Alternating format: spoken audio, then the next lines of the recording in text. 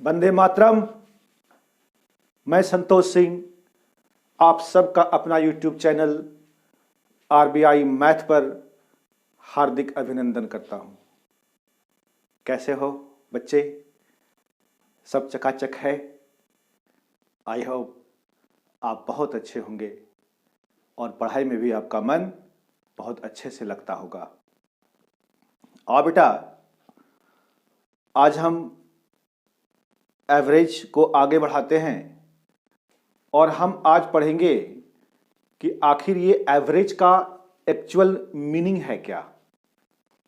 Average का actual meaning क्या होता है ना बेटा? तो एवरेज का जो मतलब होता है बेटा, वो होता है मिडिल टर्म। क्या होता है बच्चे? मिडिल टर्म, अर्थात ठीक बीच वाली संख्या। बात समझ पा रहे हैं आप? ठीक है, तो आइए हम पहले कॉन्सेप्ट कुछ समझते हैं और फिर जैसा कि आप जानते हैं सवाल तो हम करेंगे चुटकियों में। ठीक है बेटा, चलो आइए चलते हैं कॉन्सेप्ट की ओर। कहता है हम आपसे पूछें कि एक्चुअल मीनिंग ऑफ एवरेज क्या होता है, तो आप कहेंगे सर ये कुछ नहीं, ये तो मिडिल टर्म होता है। क्या होता है बच्चे? मिडिल टर्म होता है, अर्थात ठीक बीच वाली संख्या।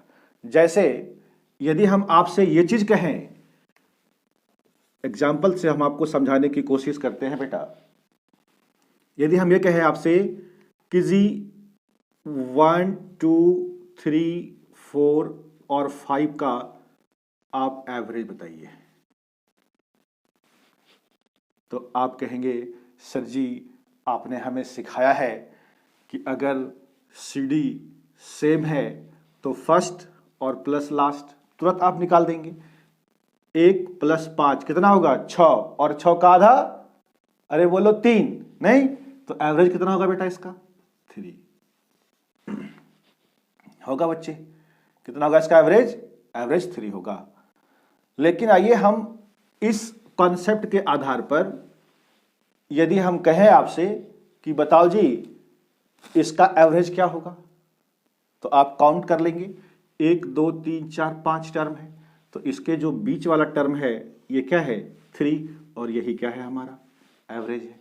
अरे बोलो हाँ या ना? समझ पाए आप बात को? ठीक है, तो अगर संख्याएं दे रखी है तो जो बीच वाला टर्म आएगा वो हमारा क्या होगा सर? एवरेज होगा। क्लियर है? हम एक और एग्जांपल देके आपको समझाते हैं। जैसे हम लिखते हैं 2 4 6 8 10। बता दो बेटा इसका एवरेज कितना होगा? इसका एवरेज होगा सर इसका मिडिल टर्म यानी 6, ये जो मिडिल टर्म है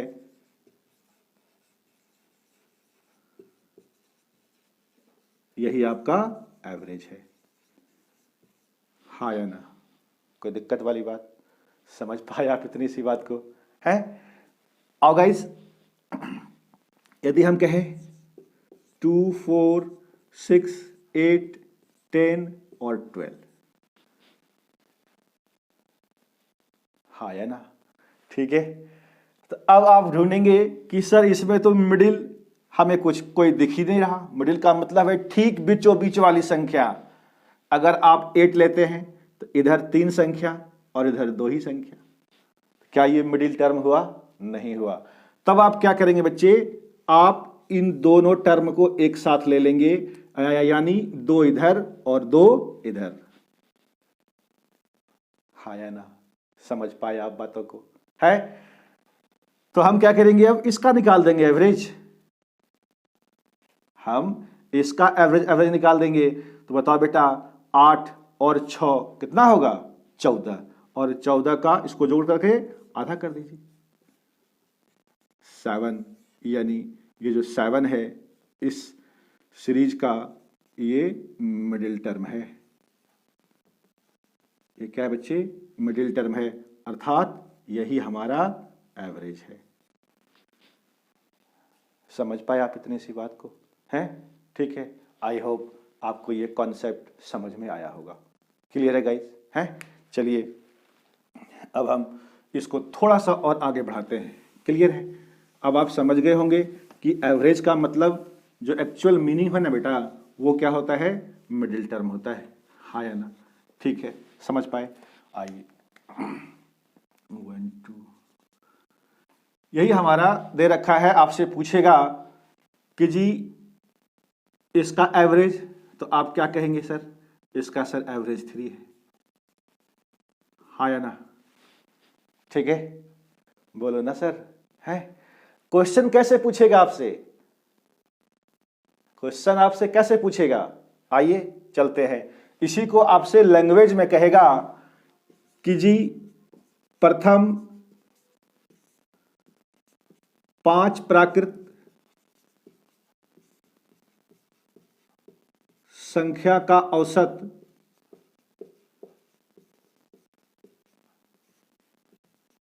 तीन है, तो सबसे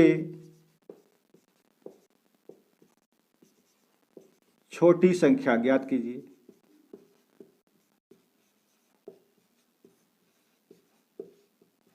तो सबसे छोटी संख्या ज्ञात कीजिए। हमें इस कॉन्सेप्ट का इसमें यूज करना है। एक तो तरीका है बेटा कि आप इसको x मान करके बना लीजिए, है ना, लेकिन x मान के बनाना ये हमारे डिक्शनरी में है ही नहीं। अरे समझ पा रहे हैं आप?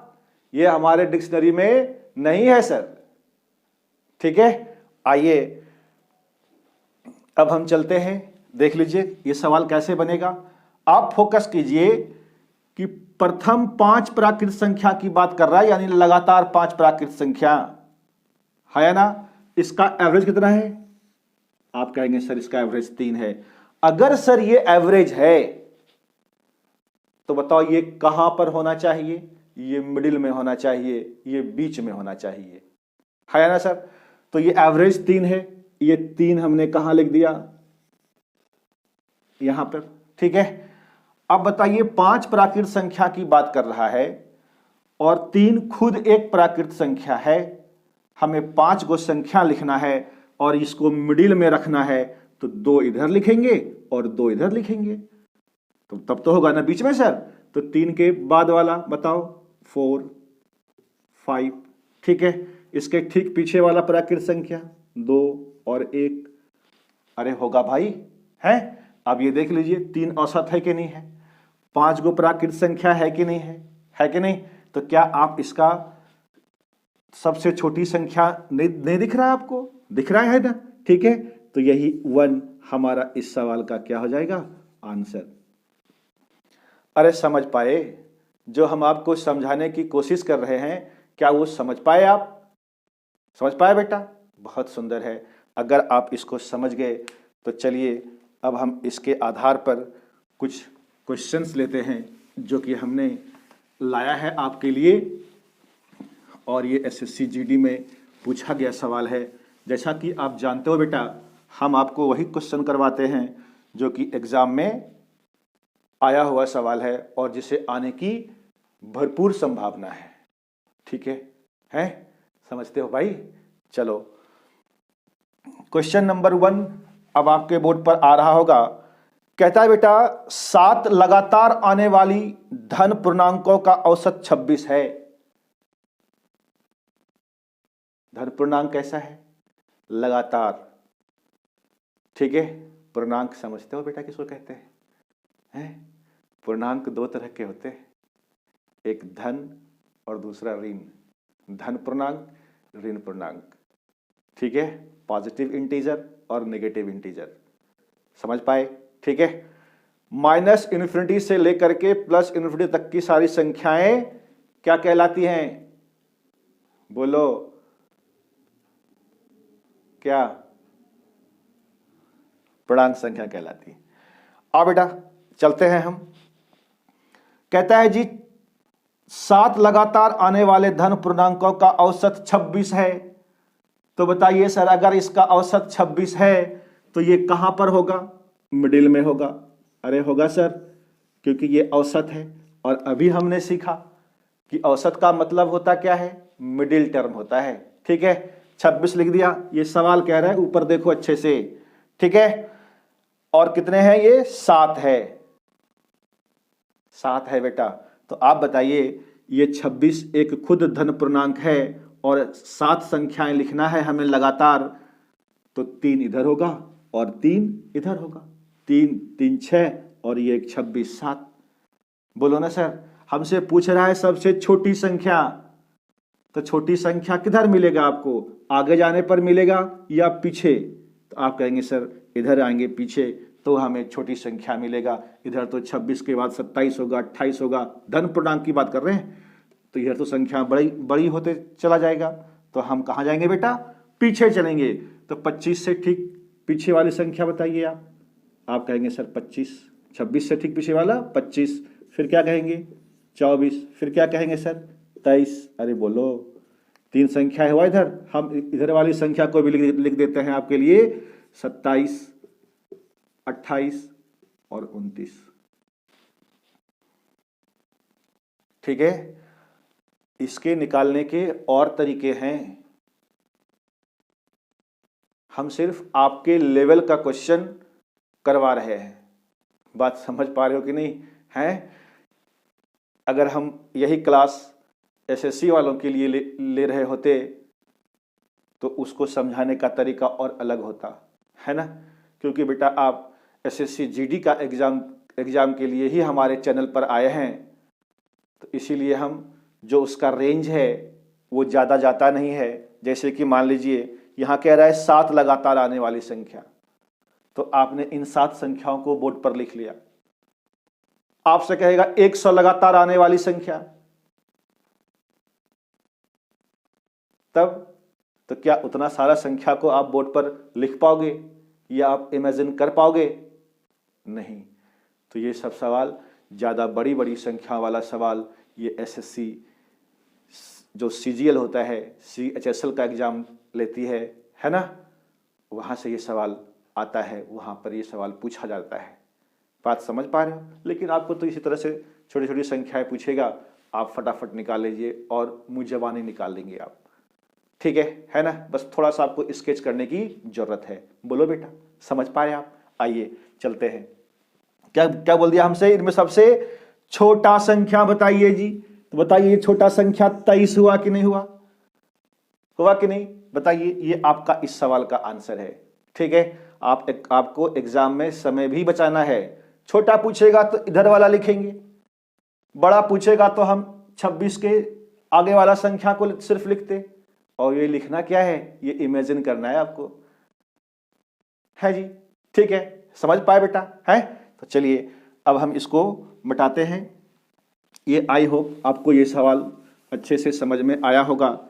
ठीक है बेटा, आ जाओ क्वेश्चन नंबर 2 की ओर चलते हैं। कहता है 5 क्रमिक विषम धनात्मक पूर्णांक। विषम आप जानते हैं सर, है ना? का पूर्णांकों की संख्याओं का औसत 9 है। सवाल नंबर 2 समझो बेटा ध्यान से, और यहां से क्वेश्चंस गिरेंगे। ठीक है, तो एक लिख दीजिए यहां पर। कहता है जी 9 है इसका औसत, सवाल में कहता है। ठीक है, पर ये संख्याएं है कैसी? विषम है। क्या सर 9 विषम संख्या है? आप कहेंगे हाँ सर 9 विषम संख्या है। इसका मतलब है कि इस 9 का भी काउंटिंग इन सारी संख्याओं के साथ होगा। बात समझ पा रहे हो? अगर ये 9 विषम संख्या नहीं होता तो हम इसकी काउंटिंग नहीं करते, लेकिन ये बीच में होता जरूर। ठीक है, ये बीच में होता जरूर भाई। तो 5 ठो लिखना है हमको विषम संख्या जी, और ये खुद एक विषम संख्या है। तो बताइए 2 इधर होगा और 2 इधर होगा। हमसे क्या पूछा है उसमें? सबसे छोटी संख्या। तो इधर लिखने में हमको फायदा, इधर लिखने से क्या फायदा? इधर से तो हमें कोई लेना देना है ही नहीं। ठीक है, तो बताइए 9 से ठीक छोटी विषम संख्या क्या होगी? आप कहेंगे सर जी ये 7 होगा। ठीक इससे छोटी विषम संख्या क्या होगी? तो आप कहेंगे सर जी 5 होगा सर। और 5 क्रमिक ही पूछ रहा है तो 2 इधर 4 और एक ये खुद 5। इधर वाला आप खुद से लिख लोगे कि हम कि लिख दे हमें, चलो लिख देते हैं 11 और ये 13 हो गया। 5 तो गिन लो आप, देखो इसको आप एवरेज भी निकालो, ठीक है। तो 13 5 कितना होगा, 18, 18 का आधा 9 है कि नहीं है? ठीक है। तो कहते सबसे छोटी संख्या, इसका आंसर क्या हो गया बेटा, 5। Option A is the correct answer of this question. ठीक है गाइज, एसएससी जीडी 2014 का सवाल है ये, ठीक है। समझ पाए आप हैं? तो आओ बेटा इसको हम मिटाते हैं और चलते हैं अगले क्वेश्चन की ओर। क्वेश्चन नंबर 3 कहता है कि जी यदि 6 क्रमवार विषम संख्या का औसत 48 है, औसत 48 है, 6 क्रमवार विषम संख्या का औसत कितना है, 48 है। तो इसको तो सबसे पहले आप जो औसत है सर, इसको आप कहां लिख दीजिए, बीच में। अरे बोलिए हाँ या ना, क्या ये 48 विषम संख्या है? आप कहेंगे नहीं सर, ये 48 विषम संख्या नहीं है, ये तो सम संख्या है। लेकिन हमसे तो कह रहा है कि ये 6 क्रमवार का मतलब लगातार ये विषम संख्या। तो अगर ये विषम संख्या नहीं है तो इसकी काउंटिंग हम नहीं करेंगे उस 6 क्रमवार विषम संख्या में। समझ पा रहे हैं आप? ठीक है। लेकिन ये बीच में होगा जरूर, क्योंकि ये एवरेज है या ना? ठीक है, इतनी सी बात समझ गए आप। तो अब हमें 6 ठो लिखना है, क्या विषम संख्या, तो 3 इधर 3 इधर, 6 हो गया, इसकी तो काउंटिंग करना ही नहीं है। अरे बोलो सर, ठीक है, समझ पाया बात को? 6 हो गया। तो चलिए विषम संख्या लिखते हैं इसके ठीक पीछे वाला 47। अरे बेटा लिखोगे सर, फिर ये क्या लिखोगे आप, 45। फिर इधर इधर बेटा जी क्या लिखोगे आप, 44, 43, 43, 44 तो नहीं होगा, 45, 46 नहीं होगा, 47। ठीक है। और उसके बाद इधर क्या होगा, 49, 51 और ये हो गया 53। देख लीजिए 6 हुआ कि नहीं हुआ?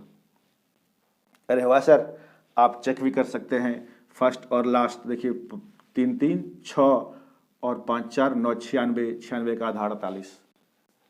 ठीक है। आप बेटा मेरे साथ सिर्फ बने रहिए, वर्दी आपसे दूर नहीं है। ठीक है। मैथ के वो सारे क्वेश्चंस आप एग्जाम में करेंगे जो पूछा जाएगा एसएससी जीडी में। ठीक है बेटा, है? चलो, तो हमसे क्या पूछ दिया कि न्यूनतम तथा अधिकतम संख्याओं के बीच का अंतर क्या है। बहुत सुंदर। तो न्यूनतम संख्या क्या है जी, 43। अधिकतम संख्या क्या है जी, 53। अरे बोलो सर, तो इन दोनों के बीच का अंतर क्या आप नहीं निकाल सकते सरकार? बता दीजिए ना, इन दोनों के बीच का अंतर। अंतर का मतलब क्या होता है, सिखाया आपको। बड़ी संख्या को छोटी संख्या में घटा दीजिए, तो 53 में से 43 घट जाएगा तो कितना बचेगा बोलो? 3 में से 3 गया 0, अब 5 में से 4 गया 1। बोलो कोई दिक्कत वाली बात? बोलो ना बेटा। यही 10 इस सवाल का आंसर है।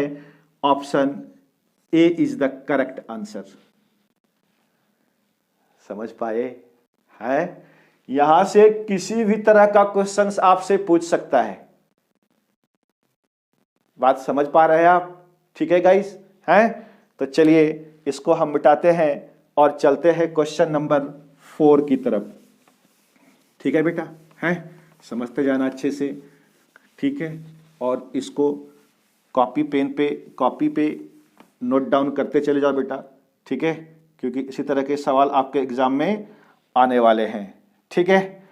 अब ये कह दिया सर 4 क्रमिक सम संख्याओं का औसत 42 है, सॉरी 5 क्रमिक, बहुत सुंदर, सम संख्या का औसत 42 है। तो लिखो ना सर, औसत अगर ये 42 है तो इसकी जगह कहाँ होगी, मिडिल में होगी।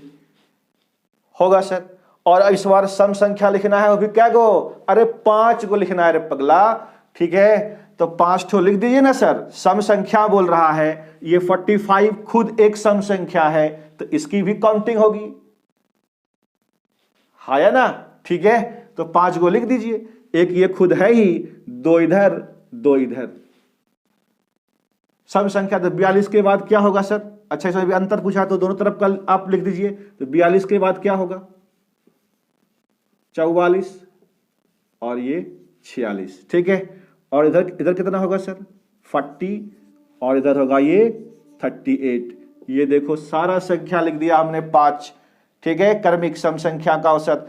कहता है इसमें भी सबसे बड़ी और सबसे छोटी संख्या के बीच का अंतर बताइए। तो आप अंतर बता दीजिए, सबसे छोटी और ये सबसे बड़ी, इसका अंतर बोलो कितना होगा साहब? इसका अंतर बोलो सर जी, कितना हो जाएगा? कर लेंगे आप? अरे 46 में से 38 आप घटा दीजिएगा सर, तो कितना बचेगा बताइए ना? हैं? नहीं कर सकते? 8। अरे बेटा सिंपल सा बात है, 46 में से आप 38 को घटा दीजिए सर। ठीक है, तो ये तो घटेगा नहीं, 16 में से 8 जाएगा, 8 होगा, 4 आप पैसा दे दिए हैं इसको, तो 3 में से 3 गया तो 0 ना बचा जी। ठीक है, तो सिर्फ 8 इस सवाल का आंसर है। बड़ी तथा छोटी संख्या के बीच का अंतर, ऑप्शन देख लो बेटा, ऑप्शन बी आपके सवाल का सही जवाब है। ठीक है, समझ पा रहे हैं सर आप? कोई दिक्कत वाली बात तो नहीं? ठीक है, ये क्वेश्चन नंबर 4 था। क्वेश्चन नंबर 5 कहता है सर 4 क्रमागत सम संख्याओं का औसत 27 है, इनमें सबसे छोटी संख्या बताइए। बहुत सुंदर। क्वेश्चन नंबर 5 है ना ये बेटा? क्वेश्चन नंबर 5 अब आपके बोर्ड पर दिख रहा है। ठीक है गाइस, क्वेश्चन नंबर 5 कहता है सर जी 4 क्रमागत सम संख्या का औसत 27 है। बहुत सुंदर। अगर ये औसत है तो कहां होगा सर? बोलिए, मिडिल में होगा। अरे होगा भाई, मिडिल में होगा। ठीक है, औसत 27 है और ये 4 गो होना चाहिए, वो भी क्या? क्रमागत, लगातार। और कैसी संख्याएं? सम संख्याएं। तो क्या ये 27 सम संख्या है? आप कहेंगे नहीं सर, ये 27 सम संख्या नहीं है। इसका मतलब है कि इसकी काउंटिंग हम नहीं करेंगे, इसको छोड़कर हमें 4 संख्याएं लिखनी है, लेकिन इसको बीच में होना ही पड़ेगा क्योंकि ये एवरेज है। और हमने आपको अभी अभी समझाया है कि एवरेज का मतलब होता है मिडिल टर्म। ये तो कभी चेंज होगा नहीं इसका प्लेस। बताइए सर, कोई दिक्कत वाली बात? तो चलिए 4 क्रम सम संख्या लिखो ना सर। 27 के सबसे छोटी पूछ रहा है तो सिर्फ आप इसके पीछे वाला को लिख दीजिए। ये कितना हो जाएगा? 26। सम संख्या की बात कर रहे हैं। 27 से ठीक छोटा वाला सम संख्या 26, इसके बाद छोटा वाला सम संख्या 24। अरे बोलो, है कि नहीं? 24। ठीक है, ऑप्शन आप चेक कर लो बेटा ऊपर में। A is the correct answer. A is the correct answer of this question. समझ पाए आप इतनी सी बात को? कोई दिक्कत वाला बात है? बोलो बेटा, है कहीं कोई दिक्कत तो नहीं? एकदम बिल्कुल क्रिस्टल क्लियर है सर? है तो यही बेटा हमारा पढ़ाने का अंदाज है। ठीक है, आप सिर्फ हमारे साथ चलते चले जाइए, संग संग आप अपने लक्ष्य पर जरूर पहुंचेंगे। ठीक है बेटा? है तो चलो अब हम क्वेश्चन को इसको जल्दी से मिटाते हैं। देख रहे हैं ना सवाल कितना इजी है? ठीक है, और इजी हमने आपके लिए इसको बना रखा है। ठीक, और बेटा ये सवाल को समझना, ये बहुत ही अच्छा क्वेश्चन है। कहता है जी यदि A B C D E 5 क्रमिक विषम संख्याएं हैं। बहुत सुंदर लिख दिया हमने भी। ए है, ये बी है, ये सी है, ये डी है और ये ई है। ये क्या है बेटा? विषम संख्या। ये क्या है? विषम संख्या है। ठीक है, तो कहता है जी इनका औसत ज्ञात कीजिए। अरे बुड़बक, 5 को क्रमिक विषम संख्या है, तो बताइए इसका औसत ये वाला सी ना होगा सर? होगा कि नहीं होगा? इसका एवरेज सी बताइए, होगा ना? नहीं होगा? होगा ना? अब सवाल इतना आसान पूछा है, इसके पीछे कुछ ना कुछ राज है। जरा आप ऑप्शन के ऊपर गौर कीजिए। इस क्वेश्चन का ऑप्शन में तो सर सी कहीं है ही नहीं। है आपके ऑप्शन में कहीं पर सी? नहीं है। इसका आंसर सी भी होगा, लेकिन ऑप्शन में कहीं सी दिया ही नहीं है। अब ढूंढिए आप उसको, कहीं नहीं मिलेगा आपको ऑप्शन सी। ऑप्शन में सी आपको दिखेगा ही नहीं। ठीक है, तो आइए, ऑप्शन हमें दे रखा है बेटा, जरा देख लो, सब इसी A B C D E के टर्म में है ना। इसका मतलब है सर कि हमें इसको ए के टर्म में लिखना पड़ेगा। विषम संख्याएं हैं, अगर ए पहला विषम संख्या है ए, तो बताओ बेटा दूसरा विषम संख्या क्या होगा? a+2 होगा। होगा कि नहीं होगा? अरे सम संख्या या चाहे विषम संख्या हो, उन दोनों में जो गैप होता है वो कितने का होता है? 2 का ही तो होता है। होता है सर, है? तो a एक विषम संख्या है, तो दूसरा क्या होगा? a+2, यानी b का मान क्या हो गया? a+2। तो उसी तरह से बताइए इसका मान कितना हो जाएगा सर? a+4 होगा भैया? अरे होगा, बता दो, समझ पाए आप? तो a+4 c का मान है और c ही हमारा एवरेज है। आप जरा सा देख लें, ऑप्शन डी है ना, option D is the right answer of this question. समझ पाए आप इतनी सी बात को? है नहीं समझ पाए बेटा? आइए हम आपको समझाते हैं कि सर आपके मन में ये आता होगा, आप बचपन से पढ़ते होंगे, सर हमने तो पढ़ा था कि अगर विषम संख्या मानना है तो x+1, x+3, x+5 ऐसे मानो। कौन कहता है ऐसे मानो? जब मानने की ही बात आएगी तो अपनी मर्जी का मानो ना, है कि नहीं? आप देख लीजिए, एक को क्या कहा इसने? ये विषम संख्या है, तो ठीक इसका अगला विषम संख्या क्या होगा? a+2 होगा। आप a के जगह पर विषम संख्या ना चेक करना चाहते हो, पुट कर दो कुछ भी। तो हमने a के जगह पर 1 लिया, a के जगह पर अगर हमने 1 लिया तो यहां भी a के जगह पर 1 लेना पड़ेगा। तो 1+2 कितना होगा? ये 3। तो पहला 1 बोलो 3 होगा कि नहीं होगा? इसको हमने 1 माना है, a को 1 माना है, 1 माना है, तो 1+4 कितना होगा? 5। तो 1 3 5 हुआ कि नहीं हुआ? ये विषम संख्या है कि नहीं है? समझ पाए आप? कुछ भी आप यहां पर रख करके पुट कर लो, ये सब विषम संख्याएं ही आएगा। अब समझे हैं? तो ये है आपका D is the correct answer. ठीक है, a+4 is the right answer. Clear है बेटा? समझ पाए आप बात को? ठीक है, ये a+2 इसका है। ठीक है ना भाई? a+2 a+4 क्लियर है? ठीक, जिसका c का वैल्यू है ये। चल बेटा, अब हम चलते हैं अगले क्वेश्चन की ओर। ठीक है, देर ना किए हुए क्वेश्चन नंबर 7 समझना गाइस, बहुत ही अच्छा क्वेश्चन है, आपके बोर्ड पर आ रहा होगा। क्वेश्चन नंबर 7 कहता है जी 9 क्रमिक संख्या का औसत n है। सिर्फ क्रमिक संख्या की बात कर रहा है, न सम है न विषम है, कुछ भी नहीं है, सिंपल संख्या है ये, क्रमिक संख्या है ना। जैसे मान लीजिए आप 5 लेते हैं तो 5 6 7 8 9 10 इसी तरीके से। ठीक है, अगर कोई बंदा 10 लेता है तो 10 11 12 13 14 15, समझते हो? ठीक है, तो यही कह रहा है सवाल कि 9 क्रमिक संख्या का औसत n है। औसत अगर n है सर तो बता दीजिए ये कहां लिखेंगे हम इसको? बीच में लिखेंगे। अरे है, ठीक है, और ये 9 ठो संख्याएं हैं। कहता है यदि उनमें 2 अगली संख्या भी शामिल कर ली जाए,